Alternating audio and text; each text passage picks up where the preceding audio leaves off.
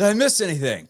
No, I didn't. Still nothing is going on in Warriors land. So I got one of the great NBA content creators out there, Frank Michael Smith, to join the program to talk some Dubs as a whole and the league collectively on today's Locked On Warriors. You are Locked On Warriors, your daily Golden State Warriors podcast. What are they going to say now? Part of the Locked On Podcast Network, your team every day.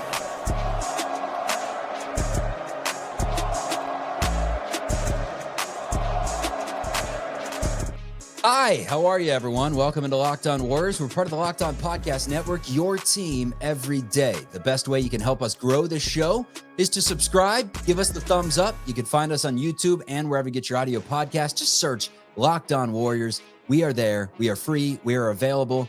We are coming at you all the time, whether news is breaking or not. Live post-game shows after every single game during the season as well. My name's Charlie Walter, formerly of 95.7 The Game. It's the flagship, the Golden State Warriors in the Bay Area. Also covered the team in their title run in 22 for CBS News Bay Area, call letters KPIX in downtown San Francisco. On today's show, we're getting into Jimmy Butler's impact. Just how good are we expecting him to be this upcoming season? Steph Curry, I'm assuming this is his final stop. The question is, not his final stop, his first stop and his final stop, but how many more years does he have? How effective can he be? Western Conference outlook as a whole, and LeBron James curtain call. The Warriors have reportedly reached out about his services. Where's he going to finish his career? I think it's an obvious answer to me. Let's get your takes on it. Guest on the program today during a slow offseason, it's Frank Michael Smith. He's an entrepreneur. He's a content creator. He owns his own company, and he is followed by the masses, millions. You can say TikTok, YouTube, Twitter, Instagram. Find him anywhere. He's talking sports, giving you sports stories, takes. Very good follow, and there's a good chance you've seen him pop up on your algorithm. You're like, hey, that's the Leonardo DiCaprio meme. That's that guy. Frank, how we doing, man? Let's talk some hoop. I'm great, man. Thanks for having me back. Always such a nice intro on here.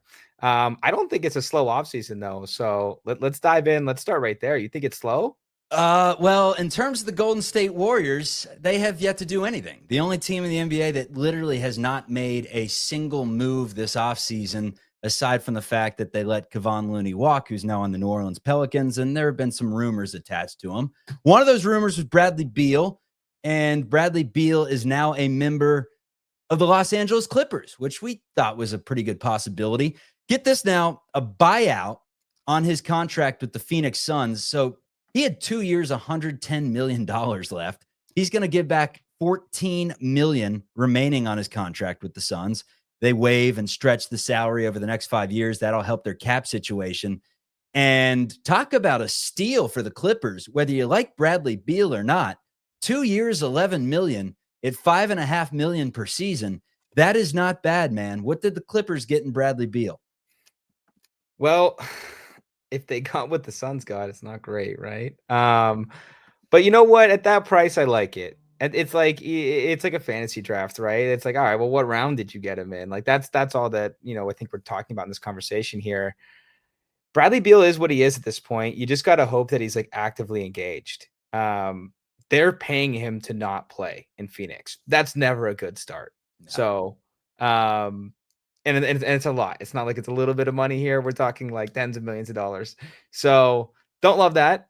But you know what? It's like, all right, it's a good price. I think he can make an impact. Warriors made their big move, their impact move, last deadline when they brought in Jimmy Butler. The play was pretty good. Playoff time, it was outstanding. And that's just looking at the nuts and bolts and the stats and everything like that. It was pretty good. It wasn't worth the $54 million that he's making right now. But the proof is in the pudding that the Warriors went from sub 500 to 23-8 once they got Butler and won a playoff series. And he was going playoff Jimmy. That was activated before he hurt his ass and before Steph Curry was hobbling off the floor and wasn't able to play. Now, the issue with Jimmy Butler is clearly the fact of how much money he is making. He went from, making $50 million per year with the Miami Heat, and the Warriors extend him. I mean, he's up in his late 30s. They extend him to $54 million per year. What do you think of this for the Warriors? Like, I know that it had to be done in order to bring him in, but do you think it was a wise decision when it's going to be all said and done? What type of player do you think Jimmy Butler still is at this point in his career? I was really down on it. When Jimmy was rumored in Miami, I was making videos and I was talking about, this would be great, and we should be having this discussion if it was 3 years ago and he had a great career with the Heat and, brought him to 2 finals, but I didn't think he had anything left in the tank, and I was wrong. He really showed up. Like, the playoff Jimmy thing is real. I think it's still real. Clearly, he takes incredible care of his body. Is he a little expensive? More than a little. It's 50, what is it, 54 million? Am I right there? And it's a tough extension to swallow, but you can't have Steph Curry in your roster and be like, you know what? We're just gonna be a middling team and we're not really gonna go for it. So I applaud the Warriors for really going for it here. Like, I think Draymond had a quote right when it happened and was like, "Hey man, we just got Jimmy Butler. Like, we were really in this thing." And I think the team really played like they believed that. So yeah, it's been a quiet offseason, but I think this really was their offseason move. It just happened at the deadline. It was the old mantra, like, scared money don't make money. And Right. You got to could go be for it. You're scary, either right? going for it or you're not. It could be scary because age-wise, he is at this point 35 years and 10 months. So by the time the season starts, he's 36 years of age, and they have him making $54 million towards their cap hit. That's guaranteed cash this season. Then at age 37, he's going to be making 56, upwards of $57 million. And what's crazy about it is he signed that extension, the maximum vet extension with the Heat after the whole playoff Jimmy run in 2022. And his salary was $48 million. And now he's asking for more money, and the Warriors give it to him. Would anyone else have given him that money? Could the Warriors have played a little hardball with him and negotiated after the trade? Like, what do you think in terms of that tactic, giving him everything he wanted before necessarily showing that he could still play at this level consistently? We still haven't seen it over the course of a full season. If we get 60 games out of Jimmy Butler in the Bay Area this regular season, I think that's probably what you're hoping for, really. He's an all-time bag getter. I mean, that's for sure. Like, his agent needs a shout out. I don't know who it is, but they've done a tremendous job. And Jimmy's earned most of it. Will he continue to do that? I don't know. I think you're right in the 60 games mark. I don't think it would be very smart for him to play more than 65 games or so. So I think that sounds about right. But yeah, I mean, look, it's the same thing that we just talked about, right? Like, this is a bet. It's probably too rich. But you don't run this team with Steph Curry on it. Like, you don't pay any of these guys this money if you're not going for it. I really think Jimmy gives them a good chance to do that. If you want to have the health argument where it's like, well, is he going to stay healthy? It's like, yeah, we can say that for every single team though, right? I don't think it's that interesting of an argument. Every team needs to stay healthy.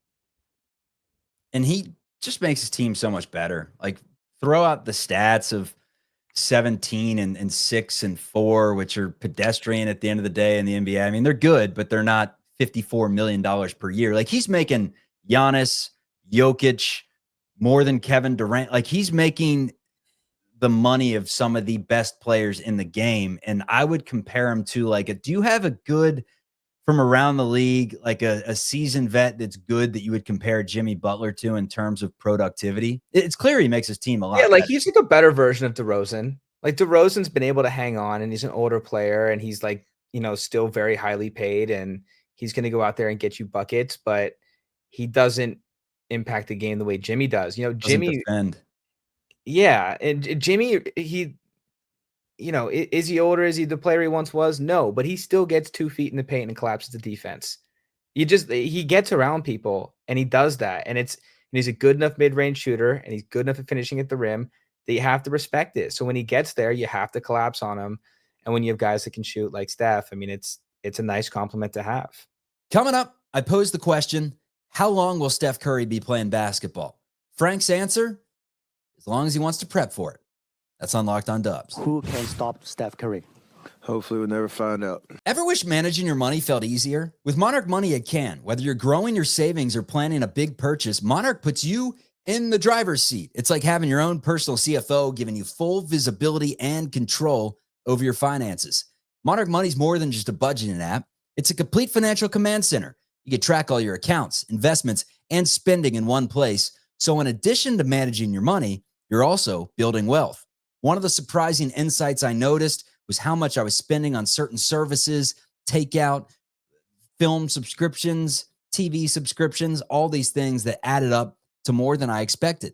Monarch Money helped get my finances in check. If you've ever looked at your spending and wondered how fast it adds up, Monarch Money will help you do that on the regular to where you can really, really start building wealth. So take control of your finances with Monarch Money. Use code LOCKEDONNBA at monarchmoney.com for 50% off your first year. That's monarchmoney.com, code LOCKEDONNBA for half off your first year.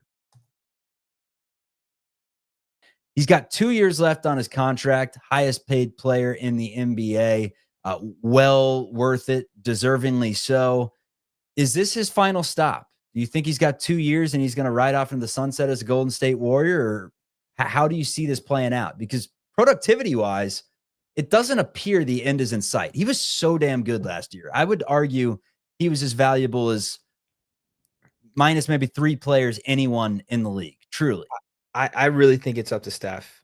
And like it's an obvious statement to make, but what I mean by that is how much longer does he want to keep preparing like this? Because when you watch him in interviews, and he's been in a lot of these documentaries now, like you can tell that it's not the season that really grinds him down. It's constantly maintaining his body.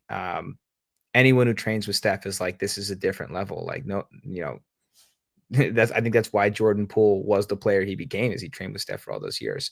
But as long as he wants to do that, I think he's going to have a contract there, a healthy contract. He's a god, not just for the NBA, but like for this specific franchise. So, hey man, whenever he wants to call it quits, it's his shot. I think that looks like 3 years. Okay. So would you think that the Warriors would extend him one more year, bring down the salary just a little bit, sunset tour, or could you actually see him playing somewhere else? I mean, he flirted with it last year. He said, I want to be on a competitive team. I don't think that's happening. I just don't. He's too deep in the game now. Like I think he's played this superstar role so well, where he's, for so long, we've had the player empowerment era right in the middle of Steph's prime, and he's been a great partner to the Warriors. Where all these other superstars have been like, you know what, this is my I don't trust you guys. You have to give up these draft picks. You have to make the moves that I want. Steph has done the opposite, where he's like, you know what, I'm going to be a good partner. I'm going to be well paid. I'm not going to complain. And I'm going to get the job done and deliver titles. So I don't see him going anywhere. Like, he's just too close to the Duncan, Dirk, Kobe legacy. I think he's too smart to know to do that. Like, there is a lot of value in that. It would be tainted. I think he's too smart. Do you want to seriously play a season in Charlotte as a 40-year-old because it's your hometown? If you're Paul George, absolutely not, right? Paul George said the other day that who wants to play in Charlotte? Like, not Paul George. He said that's where careers go to die. But apparently, Paul, Philly is still for him. Like that was the best moment of his podcast, though. That was so honest. Yeah, I mean, dude, I don't even know what's up. When I think of Charlotte, the whole switch between, obviously, the New Orleans franchise comes into play and they become the New Orleans Hornets. Or was it the switch from Charlotte to New Orleans? That's what it was. And then the Charlotte Bobcats come into play. They're an expansion team, correct? And then they take over the Hornets name and the Pel. It was so confusing to where like the New Orleans Hornets became the Pelicans and the Charlotte Bobcats became I'm explaining it terribly, but you know what I mean. It's just, I do. Yeah. I think everyone knows what you mean. Yeah. We follow.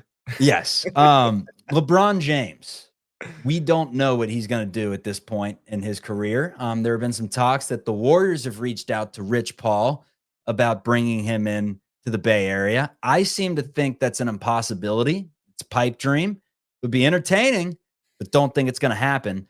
I'm in the camp and a firm believer that he's going to finish his career next year with one final curtain call in Cleveland.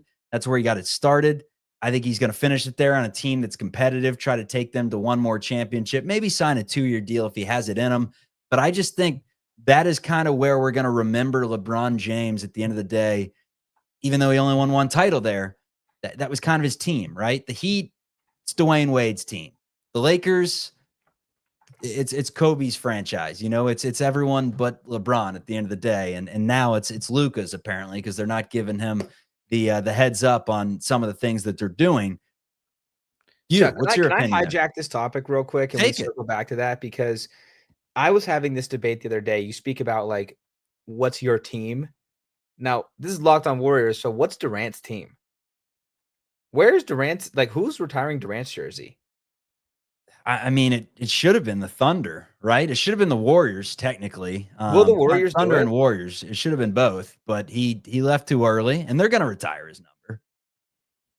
They retired Iguodala's. They're going to retire Durant's. I don't know. Like, he was barely on the team. He was on the team for what, like 3 years? Won a couple championships. 2 Finals MVPs. MVPs. They're Anyway, sure I just retiring his thought number. that was really interesting. I was having that conversation the other day. I think that's exactly where you don't want to end up. And it's too far gone for LeBron. Everyone's going to retire LeBron's jersey. He's LeBron, but I think the Cleveland thing is not doable.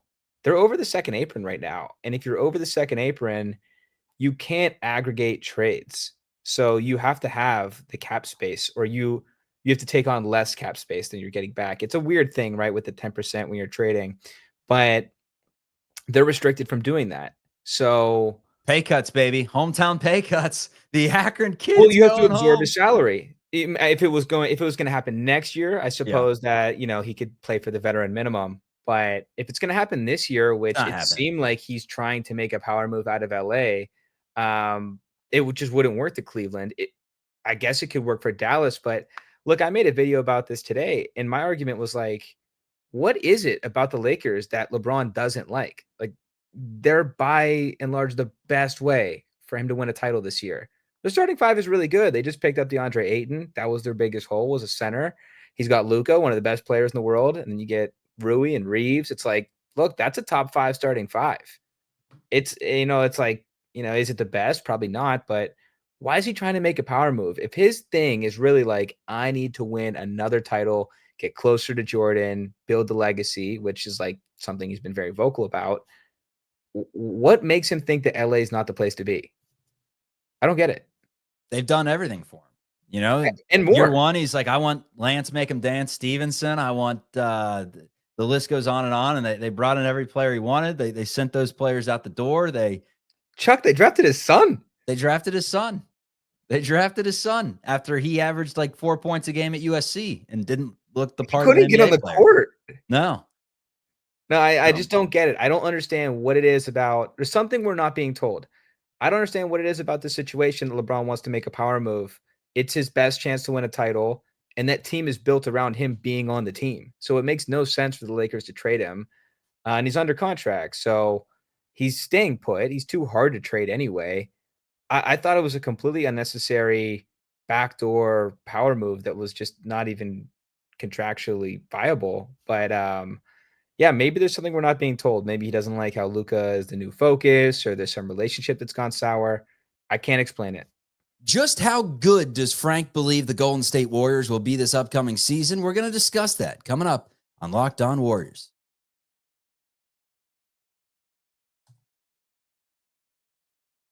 Oh, he's 40 years of age. At some point, you got to hand over the keys to one of the best young superstars in the game. But yeah, I think he's playing for the Lakers this year. And then next year, I think he signs with the Cavs. Maybe not vet minimum, but I think he signs with the Cavs for one final send-off. Or, maybe he takes less money and plays with Draymond and Curry and Jimmy Butler. So I think the vet minimum would be okay, right? That's what I'm thinking, dude. Like, at the end of the day, where does he want to play next year? Does he want the hometown tour with Cleveland? Does he want to play in the Big Apple like he was overheard saying in some Instagram video or TikTok video that was posted? Or does he potentially want to play with Steph Curry, which has been floated out for a while that those two would love to play with each other? And Draymond Green is obviously friends with Curry. So we'll see. I think Cleveland makes the most sense for his legacy to try and go win a title there. You disagree with that statement? At this point with LeBron, where it's like, look, he was a great player last year. He's all NBA. So it's amazing. Like, he's still really, really good. We're talking about next year at this point, though. Like, I think we can agree he's going to be a Laker this year, right? Yeah. Yeah. So, all right, we're talking about next year. So then he's like turning 42 in the middle of the season. So I'm not sure how many teams are like really giddy to turn their team over to an aging 42-year-old when they have like a young core or even a prime core like the Cavs. Like, you don't just like fit LeBron into a situation. Like, he is a situation. Stuff flows through him. And I don't know that like Cleveland's like, you know what, Donovan Mitchell and Mobley, like, we got something better now. Like I'm just not sure that's happening. If LeBron was different, if he had a skill set where he was just a lights out shooter and he wanted to play a season and just be like, you know what, guys, I'm gonna be on the wing and I'm gonna knock down and shoot 40% and I'm gonna spend more energy on defense or something like that and be a leader in the locker room. It'd be a little different, but that's not the player. That's never been the player he is. He's a facilitator. Yeah. Mike Sorrentino, no longer the situation. It is LeBron James. He is the situation. A Western Conference outlook next season. Houston Rockets, in my opinion, have probably made the biggest jump in the offseason. I think the San Antonio Spurs are going to be significantly better. Dylan Harper to look good. I guess you disagree with those statements, or what do you want to add I in think the terms of Rockets like a get the young 2 rising seed. team? What's up? I think the Rockets get the 2 seed. Okay. And most exciting young team, I think we got to talk about the Magic. The Orlando Magic now. I had a conversation the other day where my buddy is one of the few Magic fans that lives in Pittsburgh. He's like, "Hey, can we win the East?" And like my gut reaction was like, "No." And then they were like, "Well, why not?" And we talked through it, and I was like, "I think you guys can win the East. Why not?" Like, you take out the Pacers and the Celtics. I think New York is the favorite. They could be every bit as good as New York. Where do you see the Warriors slotting in the West? I mean, they were I think they finished, was it 7 last year? Obviously, it came down to the final game. I think they're 5-6. Yeah, they shouldn't be a playing team. They shouldn't be a playing team, and they shouldn't be in the top 3. I think they should be somewhere 4, 5, 6. Okay. Do you think they're going to do anything big this offseason, or you think they're going to wait in the weeds and pounce at the deadline potentially? No, I don't know what moves there are to make at this point. Like, we're too deep in it. Like, I don't know We're who's just talking available. about LeBron. I mean, they've reached out about I him. don't think that's possible. Like, they can't absorb LeBron's contract. Like, I know there's some money out there in Silicon Valley, but like, that's not how the NBA works. You have to trade for his contract. So unless someone comes up with 50 million, that's just gonna fly over to Los Angeles, then I'm not sure how that happens. But no, I think the Warriors they made their move with Jimmy at the deadline, and it's sad to see Looney go, but that's it. They're gonna run it back with this squad, and I think they're gonna be really talented. Yeah, Bradley Beal is proof though that $50 million can go poof just like that with the whole buyout, and you can get 2 years, 11 million, and next thing you know, you got LeBron James on your team. But Yeah, he's not I don't Bradley know. Beal. Who else would get bought out? Like, I think everything's kind of been resolved now. Probably, I think so. So at this point, and then restricted free agents like Giddey that I think the Warriors may have had some interest in. He's probably going to end up being with the Bulls, and trying to think if there's anyone else that would make sense as a trade partner. But I think it's probably D'Anthony Melton, Al Horford, Kuminga's probably returning, I would think, and then I mean, you're Man, the Kuminga talking. piece, like, I'd love to spend a minute on that. Like, Chuck, I can't figure it out. Like, can you give Give it to me? me. And I don't know. I'm asking you. Like, I'm kind of lost here. What is the plan with this young man? What do you think of his game? Just as an observer of the I NBA. like Kuminga's game. He's good. Like, and he had to step up in the playoffs in a few key spots, and that's a tough thing to do after getting iced out for that long to come in and be asked to play a major role in spotlight games. And I think he did a pretty decent job. He's an incredible athlete. He's got a great frame, and I'm just not sure what happened there. I just can't figure it out. They brought in Jimmy Butler to take his job. That's number one. But there is a number two, and that is there's still minutes to go around, right? Just because you have Jimmy Butler on your team doesn't mean as a head coach you can't work the system a little bit differently, or when Butler goes to the bench, make it Kuminga's turn to shine. So the fact that he went from 18, 20 minutes trying to reintegrate himself into the lineup with Butler to DNPs, it was super strange. I thought at first he missed a practice or a team flight or something along those lines. And then Kerr basically just says, no, He's not doing what I want. I want him to be Sean Marion. I want him to sit in the dunker spot. I want him to crash the glass. I want him to play down low. And instead, he's kind of just, stopping the ball on the perimeter and putting his head down and going to the rack. And he's extremely talented, but that's not what we need on this year's team. And it is a super odd situation because when he gets the minutes, he appears to fit in okay, at least statistically speaking. Obviously, they watch more tape than I do about the nuances of how things are moving, and specifically defensively, right? That's probably the big reason that he's not seeing the floor as much as rotations and rebounding and things like that Kerr sees. Yeah, and I think that's all understandable, but to ice him out and not even play him was shocking. And now we're in a situation where it's like, I thought he would be dealt. I thought that was a clear indication that we're moving on from Jonathan Kuminga. And now the Warriors are in a spot where they're like, all right, are we going to extend this guy? Are we going to move him before the deadline? Like, I just don't know where the team stands. I thought we would have known by now. Yeah, it's odd, but I think they're going to give him some run to start next season, try to increase his value.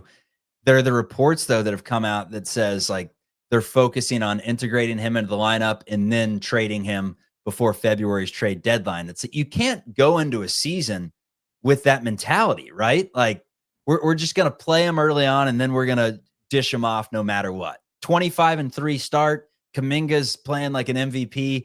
He's getting traded because we've already committed to it. It's just a weird notion to have. They're NBA Central reports. Like who knows at this point with some of these reports.